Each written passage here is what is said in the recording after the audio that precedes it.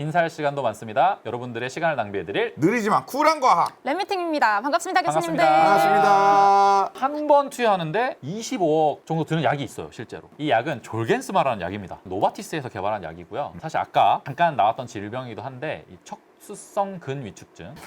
이게 미국에서 한 25억 정도 하고요. 일본에서 한 18억 9천만 원 정도 한다고 와. 합니다. 요게 유전 질환이에요. 염색체를 표현한 거고요. 지금 보면은 어떤 건강한 사람은 보통 염색체 5번 염색체에 SMN이라는 그 유전자가 있어가지고 스파이널 모토 뉴런 프로테인, 네, 척수, 뭐 이런 건 영어로 움직임, 해야죠. 뉴런 이렇게 나와요. 그래서 단백질이 있다 이렇게 생각을 하시면 건강한 사람은 이걸 요 정도 양을 만들어내는데 척수성 근위축증 환자 같은 경우에는 이걸 조금밖에 만들어내지 못하기 때문에 일어난 질병입니다. 그래서 이 근육의 동작을 명령하는 신호가 안 가가지고 발달이 안 돼요. 그래서 이게 심한 경우에는 이제 1형이 가장 심한데 2세가 되기 전에 사망을 하고요. 조금 덜 심한 3형 같은 경우에도 청소년기를 넘기지 못하고 환자가 사망을 하게 됩니다. 그래서 이 질환 같은 경우에는 이 유전자가 1995년에 밝혀져가지고 치료제에 대한 개발이 막 엄청나게 붐을 일었고요. 그래서 실제로 졸겐스마라는 약이 출시가 되면서 이게 사실은 비싼 이유가 있어요. 한 방만 맞으면 끝이구나. 네, 끝이에요. 환자들이 숨을 못 쉬는 것도 굉장히 큰 문제인데 숨을 잘 쉬고 걷기도 잘 걷고 그렇게 되면서 환자들한테 어찌 보면 새로운 삶의 선물을 주게 되는 거예요. 그래서 우리가 이런 질병을 이렇게 조금 굉장히 흔치 않은 질병을 희귀질환이라고 해요. 그래서 지금 SMA 같은 경우에는 이 척수성 근위축증 같은 경우에는 10,000명당 1명 정도 걸려요. 태어난 아기들 중에서 생각보다 10,000명당 많이 걸리는데요? 그러니까 생각보다 많다. 근데 이제 우리가 희귀질환을 정의할 때 미국 기준으로요 10,000명당 한 6명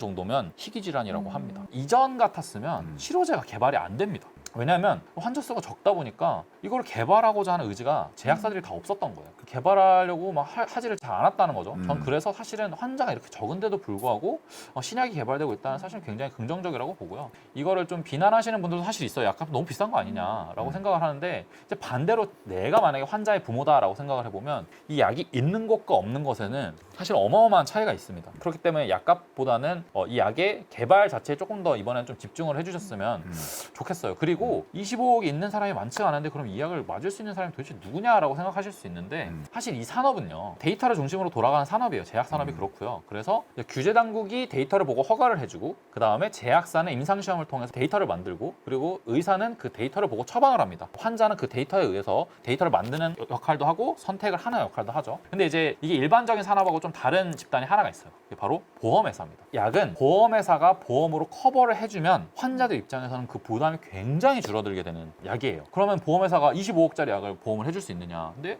사실 환자가 좀 적기 때문에 해줄 수 있어요. 요게 지금 나라마다 표시 가격이 17억에서 비싼 데는 49억까지 하는데 지금 9개국에서 급여를 해주고 있습니다. 보험을 해주고 있어요. 사실 우리나라에는 아직 급여가 안 되고 있어요. 근데 이제 우리나라 같은 경우는 보통 산정특례라고 해서 이런 질병에 걸리면 전체 비용의 5%만 자기 부담금으로 지불을 하고 있고요. 그리고 보험가 상한제라고 해서 특정한 금액 이상으로 내가 만약에 돈을 썼다 그럼 그 이상은 더 이상 보험료가 올라가지 않습니다. 근데 그런 시스템이 마련이 되어 있기 때문에 우리나라는 사실 이거 도입하기가 좀 어려운 이게 우리나라 제도의 어찌 보면 약간의 음영 지역인데 우리나라가 일반적인 사람들은 다 굉장히 보험제도 혜택을 잘 받고 있잖아요. 근데 이런 희귀질환 치료제 같은 경우에는 우리나라에 사실 출시를 잘 안 하려고 해요. 보험을 잘 안 해주기 때문에 그래서 이런 음영 지역이 좀 있다는 그 제도에 대해서 아쉬운 점도 사실 있긴 합니다. 이게 재밌는 그림인데 지난 5년간 미국에서 허가된 약 중에서 3분의 1이 희귀질환 치료제입니다. 우리가 지금 이제까지 알고 있었던 일반적인 상식에 의해서는 희귀질환 치료제는 개발을 잘 안 한다라고 생각을 하실 텐데 그렇지 않고요. 미국에서는 희귀질환 치료제가 굉장히 활발하게 개발되고 있고 그게 사실은 신약 개발 시장에서 혁신을 좀 이끌고 있다. 저는 이렇게 생각을 합니다. 그 애널리스트 할 때 되게 많이 썼던 그림인데 이게 그림이 아래쪽 옅은 파란색이 R&D 비용을 지출한 거고요. 그리고 위쪽 진한 파란색이 내가 돈을 번 겁니다. 그러면은 사실 신약 개발 산업에서는 돈을 벌지를 못하는 상태가 허가를 받을 때까지 지속됩니다. 그렇기 때문에 아까 전에 제가 희귀질환 치료제 개발 많이 한다고 그랬는데 희귀질환 치료제 개발사들은 그럼 돈이 많아야겠네? 이런 생각이 드실 것 같아요. 근데 사실은 그렇지 않거든요. 희귀질환 치료제 개발하는 회사들은 대부분 다 굉장히 작은 우리가 바이오텍 컴퍼니라고 하는 바이오 회사들이 이 희귀질환 치료제들을 개발하고 있고요. 굉장히 활발하게 투자를 받아서 진행을 하고 있습니다. 그러면은 사실 제가 벤처 투자자잖아요. 그럼 벤처 투자자 입장에서 왜 그런 회사들, 돈도 못 버는 회사한테 투자를 하느냐? 그게 여기 신약 개발의 역사를 보시면 1900년대에 들어서 바이오 의약품이라는 어떤 새로운 의약품 카테고리가 생겨났던 이벤트가 있었습니다. 근데 이때 투자자들이 등장해요. 네, 오. 왼쪽에 계신 분이 스완슨이라는 분이고요. 또 오른쪽에 계신 분이 보이어라는 분인데 이 스완슨이라는 분이 되게 재밌습니다. 이분이 저랑 똑같은 벤처 투자자세요. 그 MIT를 졸업한 수재예요. 또. 그래서 이분이 시티은행 그룹에 입사해가지고 투자를 했는데 투자한 회사가 망한 거야. 그래가지고 잘 안 됐네. 그래서 이제 벤처 회사에 갑니다. 클라이너 앤 퍼킨스라는 회사에 가가지고 바이오 회사에 막 투자를 하면서 야 요즘에 유전자 제조합 기술이 핫하대. 유전자 제조합 기술로 우리 한번 회사를 좀 만들어 보자 했는데 다 거절당했어. 다 거절당하고 심지어 회사에서 잘립니다. 길바닥에 나앉게 된 거예요. 그래서 어떡하지 하다가 이제 어떻게라도 되겠지라고 하면서 과학자들한테 전화를 돌려가지고 우리 콜드콜이라고 하죠. 야 유전자 제조합 기술이 진짜 잘 될 것 같아. 나랑 같이 회사 한번 차려볼래? 저분이 걸린 거야. 보이어가 걸렸어요. 보이어가 낚인 거죠. 그래서 그래요? 나 유전자 제조합 기술 나 잘 될 것 같은데? 라고 해서 뭐 한번 만나나 볼까? 막 고민하고 있으니까 이 스완슨이 됐고 제가 지금 갈게요 라고 해가지고 이분이 샌프란시스코에 계셔서 샌프란시스코로 날아갑니다. 그래가지고 10분만 보자 했는데 이분들이 이제 3시간을 얘기를 하게 되고요. 그래서 둘이서 유전자 제조합 기술로 우리가 회사를 하나 만들어 보자 라고 해가지고 각자 $500씩 냅니다. 제넨텍이라는 회사를 만들어요. 그리고 막 열심히 사업 계획서를 만들어가지고 자기 잘렸던 회사 있죠? 클라이너 앤 퍼킨스 여기 찾아갑니다. 투자 좀 해줘. 우리 진짜 잘 될 것 같지 않니? 딱 PT를 하는 거죠. 그래서 실제로 이 클라이너 앤 퍼킨스에서 $100,000 우리 돈으로 한 120억 정도 되죠. 세계 최초의 인슐린 합성을 성공을 하게 됩니다. 이게 1978년도에 있었던 일이고요. 이 회사는 결국 스위스에 있는 글로벌 제약회사인 로슈가 2009년도에 회사 가치 기준으로는 $1,000억 그리고 그때 당시에 인수한 대금 기준으로는 $468억 뭐 대충 한 50조 정도 됩니다. 그리고 회사 가치는 100조죠. 그래서 100조 정도 가치가 되는 회사가 되고 보시면은 사우스 샌프란시스코가 벌스 오브 바이오테크놀로지다. 그러니까 바이오테크놀로지가 태어난 곳이 사우스 샌프란시스코다 라고 할 정도로 이 샌프란시스코에서 바이오에 투자하려고 하는 투자자들이 막 우르르 몰려와가지고 저 같은 벤처 캐피탈리스트부터 시작해서 굉장히 다양한 사람들이 바이오 회사에 투자를 해주기 시작했어요. 지금 보시면 저 빨간색 그 수평으로 돼 있는 막대기가 임상 시험을 하는 구간이거든요. 이때는 사실 회사가 돈을 못 벌어요. 그렇기 때문에 누군가가 투자를 해줘야 되고요. 그리고 임상 시험은 그 단계가 진행이 되면 될수록 돈이 더 많이 듭니다. 그렇기 때문에 그때 투자자들이 투자를 해줘야 되는 게 필요해요. 그리고 아까 그 보아벤 그림에서 어떤 한 회사가 돈을 벌기 시작하잖아요. 그러면 또 걷잡을 수 없이 어마어마한 금액의 돈을 법니다. 맞아요. 그렇기 때문에 이 회사들은 고민이 깊어져요. 그 돈을 어떻게 쓰지? 어떻게 써서 또 다른 돈을 어디서 벌지? 이런 것들을 고민을 하게 됩니다. 그래서 그러다 보니까 이 두 회사가 손을 잡는 일들이 굉장히 많이 현재 지금 벌어지고 있습니다.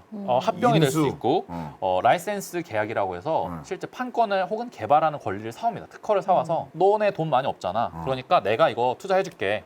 내가 대신 개발해줄 테니까 나중에 이거 잘 되면 그리고 너한테 조금 소정의 로열티를 줄게. 투자 많이 했으니까 우리 그거 나눠 먹자. 뭐 이런 식으로 라이센스 계약을 하기도 하고요. 혹은 그냥 그 회사가 너무 좋아 보이면 그냥 사버리기도 합니다. 그래서 실제로 굉장히 많은 회사들이 현재 저 단계에서 글로벌 제약사들 혹은 아니면 모더나 같이 최근에 이제 벼락같이 돈을 많이 벌었죠. 사실 모더나가 굉장히 힘들었던 회사인데 지금 내년 백신 매출 예상 금액만 40조 원이 넘습니다. 그렇기 때문에 그럼 모더나가 지금 사실 시장에서는 모더나가 도대체 무슨 회사랑 뭘 할 거냐. 그래서 굉장히 큰 관심사거든요. 그래서 이런 회사들이 탄생하면 또 이 회사가 또 바이오텍 작은 회사에 또 투자를 하고 그런 식으로 선순환의 고리가 되면서 굉장히 많은 기술들이 현재 개발되고 발전되고 있어요. 그리고 또 M&A가 안 되고 라이센스 아웃이 뭐 안 된다 하더라도 이 회사들이 상장을 합니다. 이 IPO는 이니셜 퍼블릭 오퍼링의 약자로 회사를 시장에 공개한다는 의미를 가져요. 그래서 누구나 쉽게 이 상장된 회사의 주식에 투자를 할 수 있고 그 회사의 성공을 함께 할 수 있게 공유할 수 있게 되는 거죠. 그래서 많은 바이오텍 회사들이 국내를 포함해서 미국까지 IPO를 해서 시장에서 또 자금 조달을 하고요. 그 과정에서 파트너십을 통해서 연구개발을 지속해 나가고 있습니다. 근데 이제 우리가 저기서 파트너십 계약을 저 밑에 있는 화살표를 통해서 파트너십 계약을 했다 이거예요. 그러면 이 회사가 성공한 회사인가요? 그건 알 수 없습니다. 사실은. 네, 모르죠. 파트너십을 통해서 그 회사가 어떤 길을 걸어가게 될지 우리는 또다시 임상시험이 잘 될 건지 좋은 데이터가 나올 건지 뭐 이런 것들에 대해서 면밀하게 또 분석을 해봐야 되거든요. 근데 조금 제가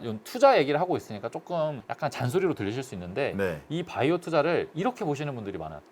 가져와. 가져와. 네. 그냥 예시로 가져왔던 네, 거예요. 워낙 그래서 유명한 짤들이니까요. 네, 유명한 짤들이니까요. 그래서 이거를 너무 가지야 약간 이런 느낌으로 보시는 분들이 많아서 저는 오늘 그 부분에 대해서 전문 투자자들이 어떻게 생각하고 있는지를 좀 전달해 드리려고 해요. 이것도 이제 제 책 얘기인데 제 책에 보면은 뭐 임상시험 얘기도 있고 뭐 통계 얘기도 있고 신약 개발 기술에 대한 이야기도 있지만 저는 이 책이 정말 가치 있는 부분은 이제 파트 3라고 생각합니다. 이 파트 3에는 국내 전문 주식 투자자 12분께서 본인이 생각하는 제약 바이오 투자에 대한 대한 글을 좀 써주셨어요. 그래서 오늘 글을 그 보고 내용을 좀 소개해 주시죠. 네네네 준비를 해왔습니다. 그래서 네. 그 내용들을 보면서 좀 차근차근 이야기를 드리고 싶습니다. 한 번 더 말씀을 드리는데 네. 제가 예시를 한번 들어봤어요. 임상 3상 단계에서 예를 들어서 라이센스 아웃이 됐다 이거죠. 팔렸어 기술이. 네, 기술이 팔렸어. 네. 그럼 누군가 이 기술을 좋게 보고 사간 거잖아요. 근데 지금 보면은 저 그림에서 보여주는 게 뭐냐면 임상 3상 단계에서 성사된 딜 그게 지금 현재 단계에 어디에 와 있느냐를 제가 한번 본 거예요. 그러면은 당연히 이게 성공을 많이 했으면 출시되고 적어도 임상 3상을 하고 있어야 되잖아요. 근데 34%가 실패하거나 개발이 지연되거나 아니면 뒤로 돌아갑니다. 임상 이상을 해요. 삼상에서도. 네. 그러니까 이게 34%가 그러면은 그래도 34%밖에 실패 안 하면은 높은 성공 확률 아니에요? 라고 하는데 임상 3상 성공 확률이 일반적으로 한 70%에서 60%를 왔다 갔다 해요. 그러니까 사실은 임상 3상의 성공 확률과 동일하게 결국에는 누가 사갔건 말건 성공 확률은 사실 동일한 겁니다. 그렇기 때문에 너무 약간 누가 사갔다 그래서 막 주가를 막 어이 회사 진짜 잘 될 것 같아 뭐 그렇게 접근하시기보다는 조금 다른 방식으로 접근을 하시기를 바라는 마음에서 제가 이 다음 부분을 써봤는데 전문 투자자가 생각하는 제약바이오 업종 투자라고 해서 제가 파트 3를 이렇게 해봤고요. 아 책의 목차인가요? 네, 책의 목차입니다. 아, 네. 그래서 총 12분의 투자 전문가들, 여기는 제가 4명씩 카테고리를 지었어요. 이런 분들이 어떤 식으로 투자를 하고 있는지에 대해서 제가 좀 정리를 해봤어요. 차근차근 한번 네. 말씀을 드려보겠습니다. 먼저 예. 허혜민 위원님의 이야기를 한번 보면요. 외국인 기관처럼 제약 바이오에 투자하는 가장 쉬운 방법. 오. 이라는 글을 써주셨어요. 이분의 글을 제가 조금 읽어드리면요. 뭐 이런 내용이 있습니다. 상장되어 있는 제약 바이오 기업들의 분야를 비즈니스 모델별로 나눠보면 크게 위탁 생산, 바이오시밀러, 전통제약사, 그리고 신약 개발하는 바이오텍, 미용, 의료기기들이 있다. 그러면 이거를 다 똑같이 볼 게 아니라 분야별로 각각 잘 나가는 시기가 있고 쉬어가는 시기가 있기 때문에 우리가 만약에 제약바이오 주식을 단기적으로 접근하려고 한다면 이 섹터 내에서 분위기가 어떤지를 좀 보고 투자를 하라는 거죠. 그래서 섹터를 제가 그림에 보여드렸던 것처럼 하나의 섹터로 볼 게 아니라 나눠서 요즘에 신약 개발 회사들 분위기가 좀 안 좋은 것 같아 라고 하면은 투자를 좀 지양하시라는 의미가 될 수 있겠습니다. 그거를 근데 일반인 입장에서 어떻게 알 수 있어요? 그거는 책을 보시면 진짜예요? 책이 왜냐면은 이쯤 가서는 네. 신뢰가 조금씩 무너지기 시작하는데. 네, 각각의 분야의 회사의 예시를 좀 들어주셨어요. 아. 네, 그래서 그거를 보면서 좀 공부를 하실 수 있을 것 같아요. 제가 그 예를 하나 보여드리겠습니다. 네네네. 예를 들어서 CMO 업체 같은 경우, CMO 업체 대표적인 회사 삼성바이오로직스가 있죠. CMO 업체 같은 경우는 아무래도 생산량이 중요하니까 이 공장의 가동률이나 예상 실적을 우리가 알고 투자를 해야지 그걸 모르고 투자를 하면 안 된다. 그리고 지금 삼성바이오로직스의 주식이 굉장히 관심을 많이 불러일으키고 있는 이유는 지금 시장이 공급자 중심의 시장이라는 겁니다. 그 말은 내가 생산을 삼성바이오로직스에 물건을 맡기고 싶으면 줄을 서야 돼요. 나 생산 좀 해줘라고 줄을 서야 되는 상황이거든요. 그러다 보니까 굉장히 관심을 받고 있는데 조금 안 좋은 상황을 가정을 해보자면 이게 만약에 누군가가 갑자기 엄청난 규모의 그 공장을 지어가지고 삼성바이오로직스를 따라잡겠다고 막 하고 있는 상황이다라고 하면 사실 삼성바이오 입장에서는 좋은 상황은 아니죠. 그렇기 때문에 그런 점들을 잘 보고 우리가 투자를 해야 된다라고 현재 조언을 하고 있습니다. 그리고 네. 신약개발회사의 사례도 말씀드릴 수 있겠는데 특히나 이분이 강조하고 있는 거는 신약개발 회사를 볼 때는 국내 회사에 투자를 한다 하더라도 해외에서 어떤 분야의 기술 거래가 활발한지 아까 전에 말씀드렸던 기술을 누군가 사고 팔고 한다고 했잖아요. 그런 기술 거래가 활발한지 그리고 어떤 중요한 데이터 발표를 앞두고 있는지 뭐 이 기술 이전 기대감이 충분한지 등을 좀 살펴보고 투자를 해야 된다라고 조언을 해주고 계십니다. 그래서 이분의 말 중에 제가 가장 인상 깊었던 부분은 사실 바이오텍 투자는 트렌드에 가장 민감한 분야이지만 그 트렌드만 잘 파악한다면 높은 수익률을 기록할 수 있는 분야이기도 하다라고 글을 마무리하고 계세요. 요거는 이제 제가 되게 존경하는 매니저님입니다. 근데 이제 이분이 성장하는 산업에 대한 투자는 고릴라 게임이다라는 표현을 주셨어요. 이 고릴라 게임이 뭐냐? 고릴라 게임은 완전 어렸을 때 어린 네. 원숭이랑 고릴라가 섞여 있으면 사실 원숭이인지 고릴라인지 알 수가 없습니다. 근데 제가 이 중에서 고릴라를 골라야 된다라는 상황을 가정을 해보면 어떻게 할 거냐인 거예요. 재밌네. 그러면 이제 사실은 우리 아까 전에 그 바이오텍에 대해서 이 회사가 진짜 잘 될 거냐 말 거냐에 대해서 막 고민을 했지만 이 바이오텍은 사실은 아직은 투자를 해야 되는 시기죠. 돈을 버는 시기가 아니란 말이죠. 그러면 진짜 너무너무 좋은 회사로 볼 게 아니라 새끼 고릴라로 보는 겁니다. 이 애들은 고릴라가 될 것 같아 라고 하는 애들을 구성을 해서 성공 가능성이 보이는 다수의 기업을 포트폴리오로 구성을 해놓고 성장성이 더 크게 보이는 기업에 순차적으로 투자를 집중을 해서 장기 보유를 하면 된다라는 게 이분의 주장이고 임상 신행이 중지되는 등의 안 좋은 신호가 보이는 기업은 과감하게 포트폴리오에서 제외를 해야 된다. 그러니까 제가 예를 들어서 그 여러 가지 그 고릴라 혹은 원숭이들이 막 이렇게 있으면 그 중에서 대여섯 마리를 골라서 얘는 고릴라가 될 것 같아 라고 했는데 누가 봐도 원숭이야. 그러면 얘는 과감하게 쳐내야 된다는 거죠. 이 작업도 굉장히 중요하다라는 이야기를 해주고 계십니다. 다음 다음에 소개해드릴 내용은 이제 마이다스 에셋 자산운용이라고 여기도 마찬가지로 국내에서 굉장히 굴지의 네. 자산운용사고요. 여기는 이제 누구나 가능한 제약바이오 기업 투자라고 하시면서 가격에 대한 이야기를 사실 하셨어요. 밸류라고 적혀 있는데 이분이 주장하는 바는 이겁니다. 우리가 어떤 회사를 투자를 할 때 지금까지 이야기해왔던 바로는 그 회사의 어떤 특정 기술만 본 건데 중요한 거는 그 회사가 그 기술의 가치를 다 반영하고 있다면 주가는 거기서 더 오르긴 쉽지 않겠죠. 그렇기 때문에 적정한 가치를 판단해야 된다. 어떻게 판단하느냐는 사실은 저는 쉬운 이슈는 아니라고 봅니다. 그건 굉장히 전문적인 부분으로 들어가야 되고 기본적으로 그 회사에 당연히 차트를 보고 투자를 해야 된다고 생각을 합니다. 근데 이제 이 회사가 예를 들어서 뉴스를 낸 시점이 뭐 2021년 10월이에요. 근데 그때 이후로 주가가 이미 한 50% 올랐어. 근데 제가 2021년 11월에 그 뉴스를 보고 이 회사를 투자를 한다? 아, 그럼 절대 안 되죠. 네, 차트를 보라는 의미가 그 기간 내에 얼마나 가격이 많이 변동했는지를 그렇죠. 네. 그렇죠. 그게 시장에서 실제로 이거에 대한 얼마나만큼의 기대감을 가지고 있는가. 이제 그렇다면 이제 그 가치가 주목받기 위한 분기점이 언제냐. 이게 과거에 있었냐. 아니면 미래에 있을 것 같냐. 내가 이거를 미리 발굴한 거냐. 저 이거를 판단하는 게 굉장히 중요하고 마지막으로 이 회사가 그래서 이분은 사실 이런 투자를 굉장히 좋아하는 것으로 생각이 되는데 지금 막 핫한 종목 말고 기대감이 없거나 완전 적은 상태의 종목이 적정 가치보다 아래에 있다면 그건 사야 되는 종목이 아니냐라는 질문을 하면서 너무 그런 현재의 유행만을 따라다니는 투자를 하지 말자 뭐 이런 이야기를 하고 계십니다. 여기는 이제 삼성 자산은 여기가 이제 1등이죠. 그래서 여기도 굉장히 저는 굉장히 중요하다고 생각합니다. 특히나 일반 개인 투자자분들한테는 가장 중요한 이야기인 것 같아요. 이 네. 얘기가. 그림에서 이제 두 분이 뭘 하고 있죠? 귓속말을 주고받고 네. 있잖아요. 예를 들어서 제가 오늘 여기다가 A라는 회사가 너무 좋아요 라고 말하면 그걸 사는 겁니다. 그걸 하지 말라는 거예요. 제약바이오 투자에 실패하는 이유에 대해서 뭘 이야기를 했냐면 잘 모르는 걸 다른 사람한테 듣고 투자를 하기 때문에 너네가 실패하는 거다라고 이야기를 하고 있습니다. 이럴 때 가장 큰 문제가 뭐냐면 언제 팔아야 할지를 모르는 거다. 그러니까 투자 포인트가 주가에 반영되기까지의 과정에서 오르락 내리락 하는 변동을 우리가 절대 견딜 수가 없다. 맞아. 네. 견딜 수가 없어. 그리고 또 중요한 사실, 사람들은 계속 착각을 하는데 내가 방금 들은 이 비밀스러운 정보가 나만 알고 있는 정보 같은데 그거를 등수를 매겨보면 전체 이거를 제일 먼저 들은 사람이 1등, 그 다음에 뭐 한 10번째 들은 사람이 10등이면 너는 전체 한 100명 중에 70등 정도 있을 가능성이 높다. 제가 이 정보를 70등 때 들었으면 사면은 물릴 가능성이 굉장히 높습니다. 그렇기 때문에 조바심을 내지 말고 잘 아는 거를 내 아이디어를 바탕으로 투자를 해보자. 그런 이야기를 하고 계시고 그런 공부를 하실 때 도움이 될 만한 책을 제가 썼다. 조바심 내지 마시고 투자는 평생 하는 거다라고 저는 생각을 합니다. 그렇기 때문에 잘 아는 거를 내 아이디어를 바탕으로 좀 투자를 하셨으면 그러면 변동성을 버티고 주가가 빠지더라도 오르더라도 내가 원하는 목표 수익률을 이룰 수 있지 않을까 이렇게 생각을 합니다. 마지막으로 가져온 본 거는 나는 쓴소리를 좋아하는 애널리스트다라는 글이고요. 제가 이분의 글에 가져온 그림은 두 개인데 하나는 하트예요. 하트.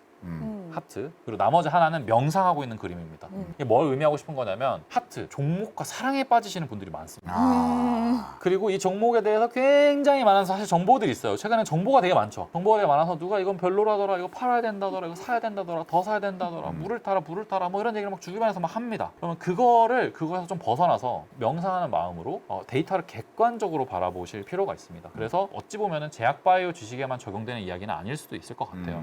그런데 아무래도 제약바이오 주식을 조금 더 변동성이 크고 약간 집중 투자를 해서 좀 많은 돈을 벌고 싶어 하시는 분들이 더 많이 접근을 하다 보니까 좀 여러 얘기들이 좀 많이 나왔던 것 같아요. 이 산업에 대해서 다시 한번 처음으로 돌아가서 이해를 해보자면 어떤 기술이 나와서 거기에 투자를 성공한 사례가 워낙 많았고 그 기술이 성공하기 이전에 막 사람들이 투자를 현재 하고 있는데 이제 그거의 위험성을 알고 내가 투자자로서 기업을 정확하게 이해하고 산업을 이해해서 투자를 하신다면 저는 충분히 성공적으로 투자를 하실 수 있을 거라고 믿습니다. 인사할 시간도 없습니다. 여러분들의 시간을 낭비해드릴 느리지만 쿨한 과학. 레미팅이었습니다. 수고하셨습니다, 교수님들. 감사합니다. 감사합니다.